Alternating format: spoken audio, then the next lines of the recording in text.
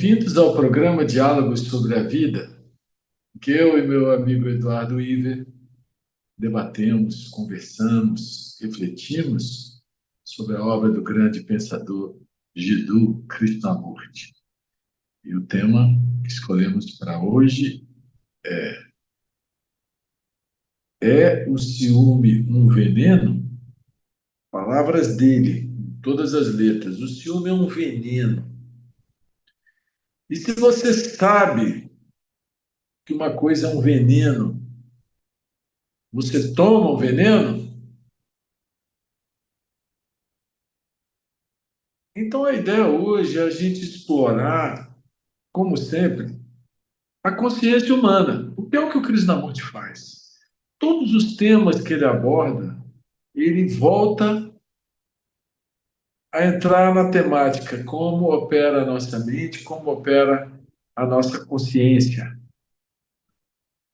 E eu acho que seria importante a gente tentar entender essa questão do ciúme e as suas raízes, tentar ir na profundidade das suas raízes para ver se é possível, pela compreensão, não pelo desejo de não ter ciúmes, mas pela profunda compreensão da sua real natureza, dissipar, dissipar de uma forma completa e irreversível.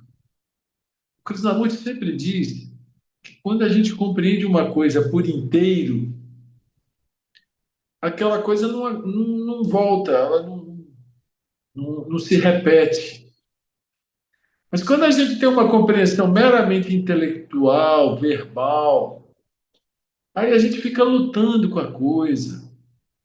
Então, por exemplo, o sujeito sabe que o cigarro não faz bem.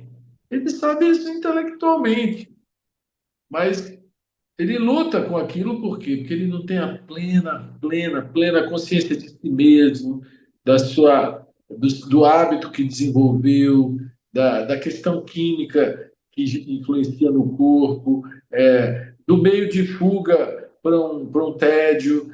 Tem tantos componentes físicos, emocionais e mentais, às vezes, num tipo de comportamento. E quando a pessoa compreende apenas intelectualmente, isso não é a compreensão, ela é uma ideia.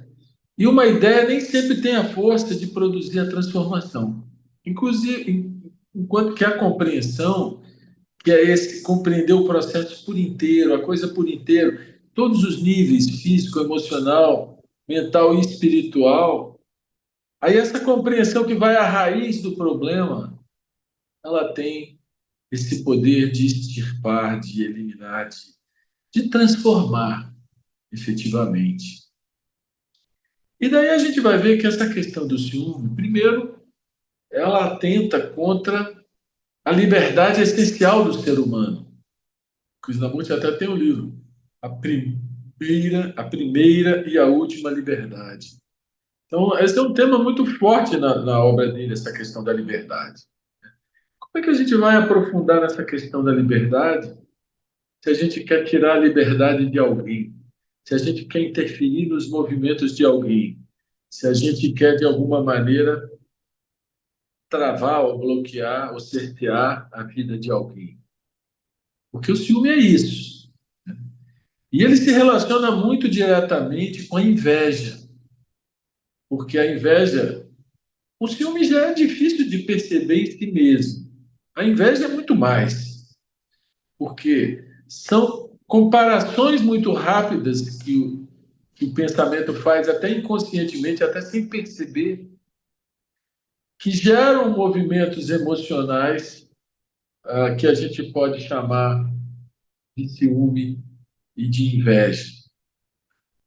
Então, o objetivo nosso hoje aqui é tentar esmiuçar isso e ver até que ponto a gente pode conquistar para nós e para o outro, ou para os outros, ou para quem for, essa liberdade essencial que é inerente à vida humana, essa lei número um, que é o livre-arbítrio, né? E ao invés de cercear, julgar, condenar, restringir, libertar, estimular, de alguma maneira, fazer com que a relação seja de crescimento e não de nem de submissão, nem de dominação, nem de abafamento, nem de nem de ego, vamos dizer assim. Eu acho que a gente pode explorar isso aí e ter uma compreensão mais ampla desse tema. O que que você acha aí, Edu? Pois é, Marcos. Você falou uma coisa interessante, que a inveja e o ciúme geralmente caminham juntos, né? São emoções que parecem ter uma base comum e nós podemos dizer que tanto a inveja como o ciúme são um hábito, né?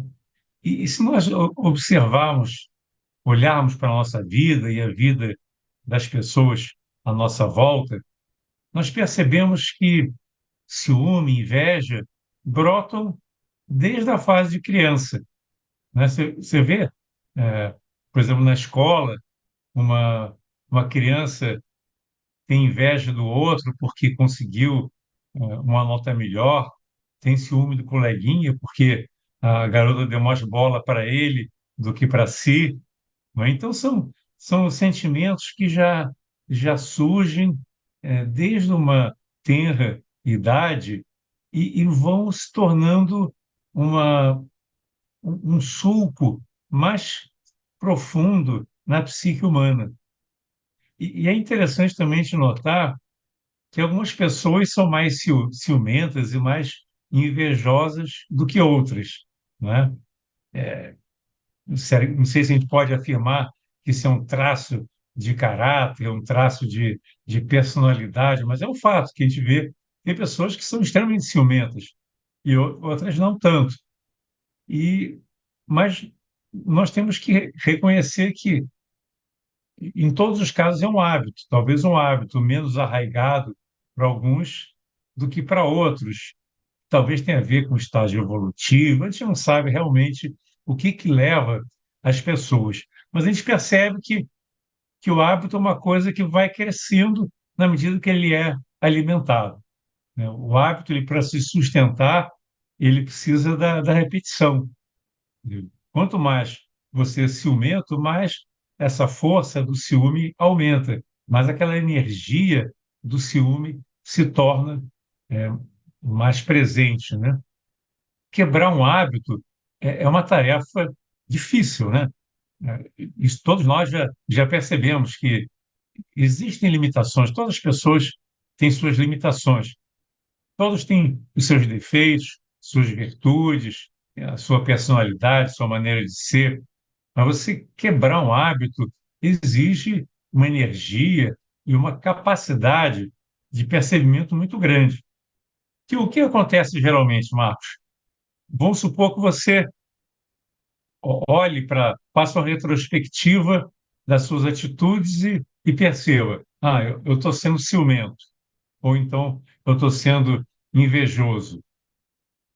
Aí você pergunta, mas eu quero mudar isso. Mas quem que vai mudar?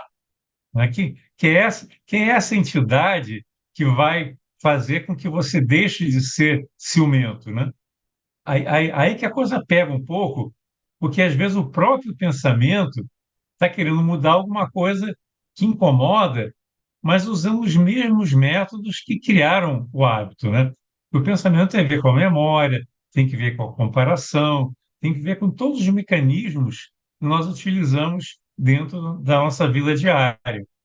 Então, como é que o eu, né, aquele eu que é ciumento, vai ele próprio ser o censor?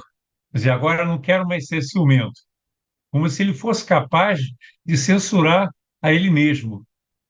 Então, essa censura não funciona.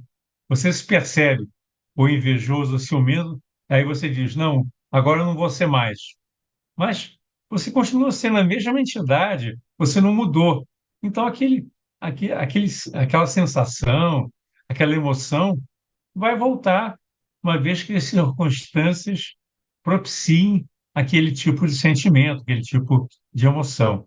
Então, queremos falar uma coisa muito importante, que a maneira como você tem de mudar qualquer hábito é o percebimento, é você estar consciente de tudo que está envolvido naquele hábito, como é que ele surge, quais são os mecanismos que induzem a uma sensação de ciúme, você observar sem julgar, sem censurar, sem querer ser diferente, apenas entender como é que é esse processo da geração do ciúme. Se nós conseguirmos olhar para o ciúme, não com um olhar crítico, mas com um olhar aberto, inquiridor, que tenta entender o que está acontecendo, não tentar modificar aquilo que você é, porque você não consegue, o eu não consegue modificar a si próprio. Agora, o Krishnamurti tem uma sacada que para mim é fundamental, diz, na hora que você aprende alguma coisa, você já se modificou. O ato de aprender, que vem através da observação, através do percebimento, já é o próprio mecanismo que vai fazer com que você desperte para uma nova visão da realidade. Você só vai deixar de ser ciumento se você perceber o seu eu, o seu egoísmo, todas as condições em que o ciúme surge e começar a ver a sua vida de uma maneira diferente. O que você acha, Marcos, sobre isso? Pois é. Eu acho que a gente precisa fazer a diferença entre o ciúme e o ciumento. Porque o ciumento é um rótulo que se atribui a alguém, né? Alguém que tem uma tendência a manifestar o ciúme. Agora, o ciúme propriamente dito é uma energia do ego que ela pode vir à tona em qualquer um. Qualquer um que não perceba a si mesmo e não perceba as atividades comparativas do pensamento e essa coisa de invejosa de querer estar num lugar em que você não está, numa situação que não é aquela que a vida está te apresentando ali naquele momento, é tudo fruto da mente, é tudo fruto do pensamento. Então é como você falou, não tem como o censor querer acabar com o ciúme, porque aí já tem uma divisão e um conflito. Agora, se só tiver o ciúme e mais nada, e como você falou, é o percebimento que pode transformar. E você perceber todos os movimentos inconscientes na mente que geraram aquela energia, né? Você perceber o próprio apego, que é também um travamento desse eu, desse ego psicológico, que quer uma continuidade de coisas, às vezes, que já acabaram, já morreram, já sumiram, né? Mas o ego continua preso no apego. Então, assim, é a transformação do próprio ego que produz essa libertação. Mas essa transformação, como você bem falou, ela não pode vir por uma decisão do ego, e ela tem que vir da compreensão. E a compreensão é uma operação que acontece no nível mais elevado do que o pensamento. É quando a gente consegue perceber a si mesmo, não só na estrutura física que nós temos, mas na estrutura emocional. Cada um de nós tem uma estrutura emocional própria, né? E ali é que essas coisas se instalam, vamos dizer assim. E na estrutura mental, hábitos mentais, como você falou, que geram esse sentimento que é tão nocivo nas relações. Por outro lado, Eduardo, é interessante porque tem gente que fala assim: ah, uma pitada de ciúme faz bem. Tem gente que fala isso, né? Aí já é num sentido que, assim, uma coisa que eu já reparei nas minhas observações é que a vida, pretensa vida espiritual, na minha modesta compreensão, ela é uma vida monogâmica.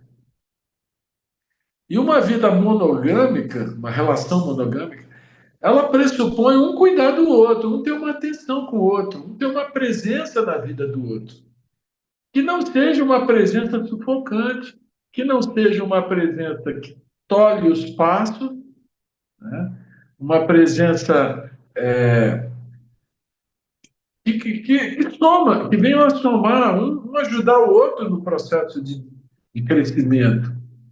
E às vezes, quando a pessoa larga muito, vamos dizer assim, larga demais, a outra pessoa se sente largada, né? Enfim. Então, eu não vejo aí como ciúme, mas como cuidado, né?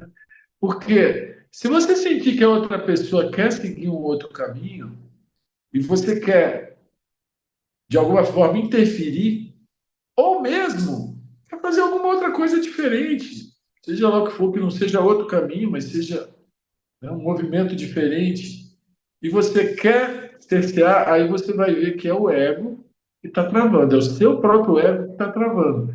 Na medida em que você percebe esse ego travando e solta de bom coração, você aceita essa liberdade essencial de todos os seres humanos.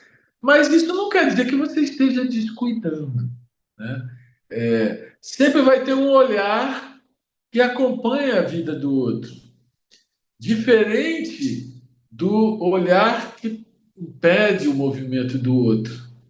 Então, eu não vejo isso como ciúme. Como que você vê, Edu, esse cuidado, essa presença que não tolhe, que não restringe, e, ao mesmo tempo, mantendo a energia própria do casal, ou da família, ou do que for, dentro de um ambiente de confiança, né? Eu acho que o ciúme vem muito na falta da confiança. Nós vamos a um pequeno intervalo e já voltamos. Fiquem com a gente.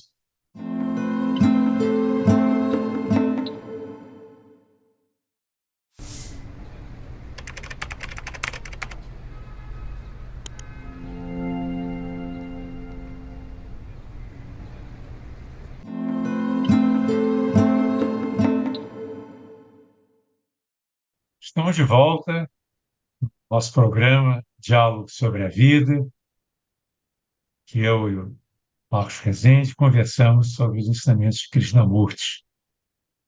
E o tema escolhido para hoje é: é o ciúme um veneno? Confiança é fundamental em qualquer relacionamento.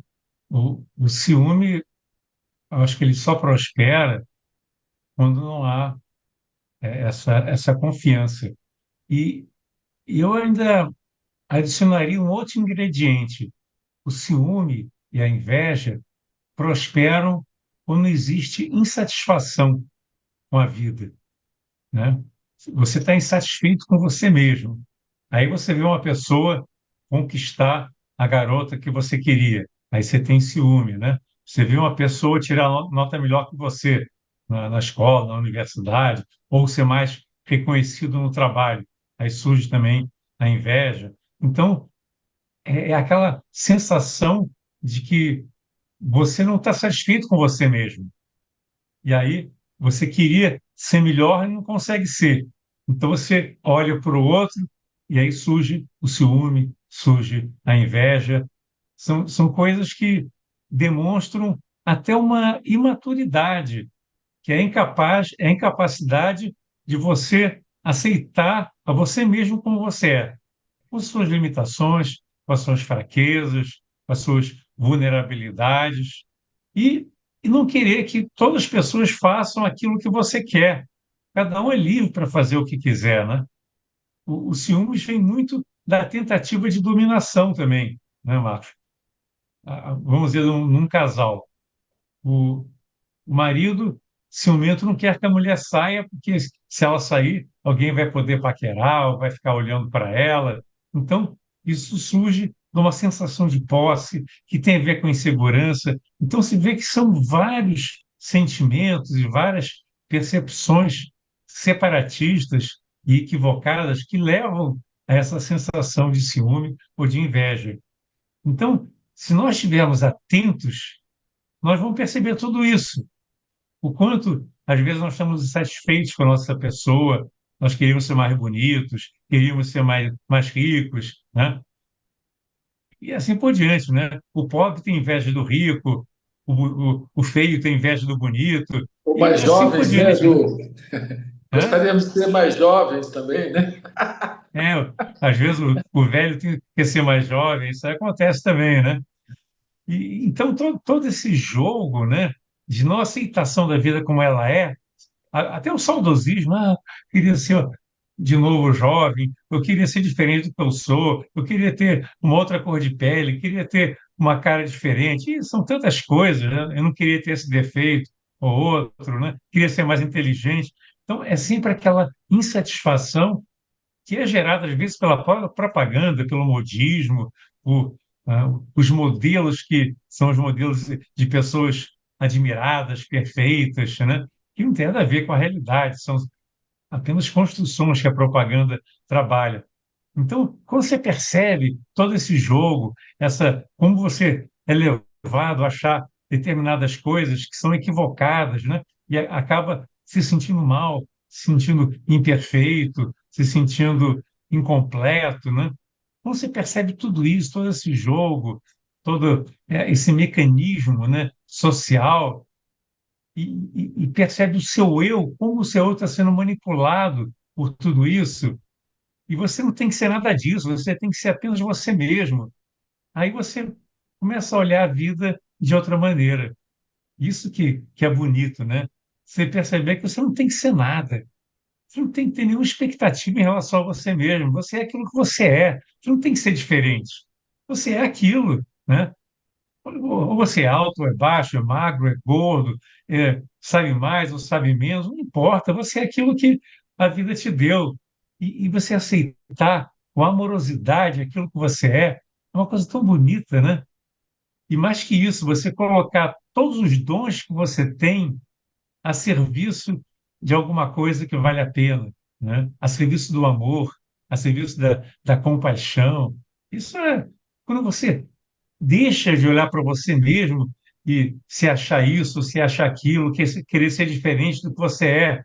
E você vira a chave e diz: não, não importa o que eu sou, o que importa é o que eu faço com o que eu tenho e como eu uso bem os dons que eu já tenho. Isso que vai fazer diferença no mundo, não é, Marcos? Pois é, aí você falou em amor agora, né? Como é que fica essa coisa do amor e do ciúme? O Krishnamurti ele fala que onde o eu está, o amor não está. E o ciúme é coisa do eu, do ego, né? O ego psicológico, coisa do pensamento. Enquanto o amor é aquela coisa espontânea, aquela doação que vai sozinha, né? Que flui sem, sem, sem pensamento de vantagem, de prazer, de uso, né? É só aquela expansão de consciência afetuosa. O ciúme já é um movimento inverso, é o movimento do ego bloqueando isso. Né? Aí, quando ele diz que é um veneno, você acaba vendo que as relações se deterioram a partir da presença desse ego psicológico, que é o pensamento interesseiro, possessivo. Né? Você falou que por trás do ciúme está um sentimento de posse. Mas será que a gente tem alguma coisa nessa vida? A gente não tem nada. Tudo é passageiro. Tudo, em algum tempo, vai passar, seja esse corpo, as coisas, as pessoas, tudo vai passar. Né? Então, esse fluxo da vida, a beleza desse fluxo, é exatamente em aceitar o fluxo, né? E fluir com ele. E quando a gente quer reter o fluxo, com esse sentimento de posse, a gente mata a beleza do amor. Eu me lembro daquela música do Raul Seixas, que ele fala assim: amor só existe em liberdade, o ciúme é só vaidade. Sofro, mas eu vou te libertar. O que é que eu quero se eu te privo? do que eu mais venero, que é a beleza de deitar. Então, aí ele está falando do amor sexual até, né? Dessa coisa. É lógico que naquela época dos anos 70 dos hippies, tudo era paz e amor, era drogas e sexo liberado, era aquela coisa muito. Mas, cara, se uma pessoa quer ir, quer seguir outro caminho, você tem que libertar, ao invés de restringir. Ao mesmo tempo, às vezes a pessoa não quer se afastar de você, mas ela também não quer ter os movimentos tolhidos. Aí é o que eu digo, dentro de uma relação monogâmica, liberdade tem que ser total. É lógico que se a pessoa tem interesse, atração sexual por outra pessoa, aquilo que era uma relação de casal pode virar uma amizade, pode virar outras formas de relação sadia, né? Porque houve uma transformação, mas a possessividade, a restrição, a coisa de, como eu falei, uma coisa é o cuidado, outra coisa é esse cerceamento, são coisas muito diferentes. Se a gente quer ter relações ricas, vivas, enriquecedoras, vitais, com energia, com beleza, com clareza, com crescimento, com troca dinâmica, né? Vivacidade. A gente tem que estar atento a isso, porque esse veneno mata a qualidade do relacionamento. Você é um cara, Edu, que você tem acho que mais de 40 anos de casado, né? Você tem uma boa experiência em como lidar com esse tipo de situação numa relação de confiança, perfeita confiança, e ao mesmo tempo de liberdade. Né? Você pode dar um depoimento aí para nós, Edu? 44 anos, Marco. Eu vou fazer agora, em junho, 44 anos, né? E realmente tem sido um relacionamento de parceria. Eu acho que essa parceria é crescente, né? E é um descobrimento mútuo. É interessante que nós somos egoístas, né? Especialmente quando nós estamos levando uma vida de solteiro. Eu, antes de casar, eu era muito mais egoísta do que eu sou agora. E você vivia só para você, né? Você não tinha que sustentar a família, você podia decidir o que você queria fazer e não dar satisfação para ninguém. Agora, quando você casa e depois tem filho, tudo muda, né? Porque aí você não pode decidir só por você. Você não pode ter a ousadia de dizer, não, o que importa é a minha vontade e os outros têm que seguir, eu sou o chefe da família. Isso aí é uma coisa totalmente descabida e fora de propósito e fora de época também. Então, um relacionamento tem que ser baseado na liberdade e no respeito. São dois ingredientes fundamentais, a liberdade e o respeito. E o ciúme surge justamente quando não há liberdade, quando você quer cercear aquele sentimento que você falou de posse, né? Você sente que a esposa ou a companheira, né, ou a namorada é uma posse sua, aí você não vai querer que ela tenha liberdade, porque a liberdade é perigosa. Quando a pessoa é livre, ela não está sob o seu controle. Ela pode fazer o que ela quiser, e isso pode afrontar o seu ego, né? A sua imagem perante os outros. Enfim, uma série de preconceitos que nós temos, né? O machismo, são muitas coisas que povoam a nossa cabeça por educação, por cultura e um monte de coisa. Então, para que a gente perceba tudo isso, só é um aprendizado, é você observar toda vez que você sentiu ciúme, toda vez que se foi egoísta, toda vez que se deixou de respeitar integralmente a pessoa com quem você está se relacionando, seja esposa, seja filho, neto, isso tudo é um grande aprendizado, né? E tem pessoas que não aprendem, às vezes são colocadas em situações onde elas poderiam extrair um aprendizado, mas não têm a capacidade de olhar e tentar entender o que a vida está lhe mostrando naquele momento. Agora, quando nós estamos num relacionamento, nós estamos abertos para aprender, você sente uma emoção de ciúme, vamos dizer, e você percebe aquilo, e percebe como aquilo é pernicioso, como aquilo é venenoso. Você não vai censurar, você vai entender que aquilo lá é um mal de raiz, né?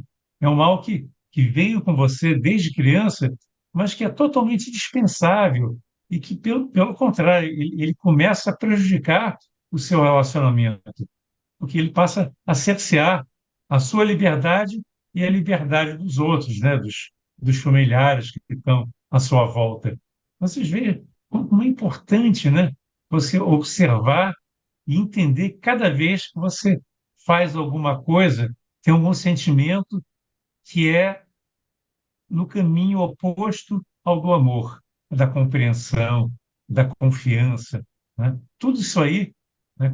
Até um pensamento que você tenha, mesmo que você não tenha realizado, só de pensar em alguma coisa negativa em relação ao outro, né? Você já observa, entende e verifica que aquilo lá não faz nenhum sentido. Então, esse é o grande aprendizado da vida, você ter a abertura para aprender com a experiência. A vida é isso, né? A vida é um grande livro aberto, mas você tem que estar disposto a aprender. Não basta ter o livro, né? Você tem que ter aquela disposição, aquela energia, né? Para aprender e dar mais um passo. E aprender com o que quer que surja, seja bonito ou feio, né, Edu? E aí, o Krishnamurti não é de tirar conclusões, né? Mas eu acho que dentro da ótica do que a gente está falando, a gente poderia concluir que o ciúme é um veneno. Mas não adianta a gente condenar e chamar ele de veneno. O problema é quando ele surge, como se desintoxicar desse veneno, como se purificar dele, como, de alguma maneira, dissolvê-lo. Isso é a compreensão do eu, é a compreensão que é nessa autoimagem instalada na nossa memória de nós mesmos, é que a gente, quando a consciência flui através desse centro, dessa autoimagem, né, ela tem esse sentido de posse, de continuidade, de perenização das coisas. E aí vem o sofrimento, vem a dor, vem todas as consequências das perdas, da morte, que é o apego a esse centro de imagens que é o próprio eu, né? Então a gente, o antídoto para esse veneno é a verdade, é o olhar sem condenação, sem perceber todos os movimentos da mente que geraram essa energia de ego, essa energia que dá esse sentimento de posse e tal. Quanto mais a gente fizer esse trabalho que é o autoconhecimento, mais ampla fica a nossa capacidade de percepção e a transformação vai acontecendo. Então, coisas que há anos atrás eram difíceis, quando você vê, já nem existem mais, né? Então, a riqueza da vida está nessa autotransformação, que não é voluntária. Eu vou me transformar nisso, eu vou eliminar o ciúme. Porque se você fizer isso, você só vai reforçá-lo. Você vai ficar brigando com ele e você vai reforçá-lo. Mas na medida em que você vivencia a verdade dele, sem tirar nem pôr, a sua consciência se expande, uma vez que ele é algo nascido, surgido da própria inconsciência. Chegamos ao final do nosso programa. Continuem sempre focados nos assuntos aqui tratados. E aqueles que quiserem rever esse programa ou assistir programas passados, podem entrar no canal da Sociedade Teosófica ou no canal Supreme da União Planetária para ver os programas anteriores. Até a próxima, uma boa semana.